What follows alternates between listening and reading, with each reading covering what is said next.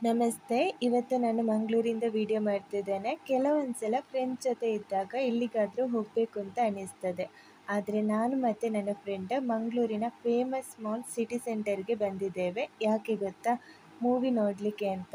ಮಂಗಳೂರಿನ city centre ನೋಡೋದೇ ಚಂದ, ಮೂವಿ ಥಿಯೇಟರ್ ಕೂಡ ಇನ್ನೂ ಸಹ ಚಂದನೇ ಇದೆ. ನಾವು ಯಾವ ಮೂವಿ ನೋಡಿದ್ದು ಗೊತ್ತಾ? ಮೂವಿ ಹೆಸರು ಪಿದಾಯಿ, ತುಳು ಮೂವಿ ಇದು.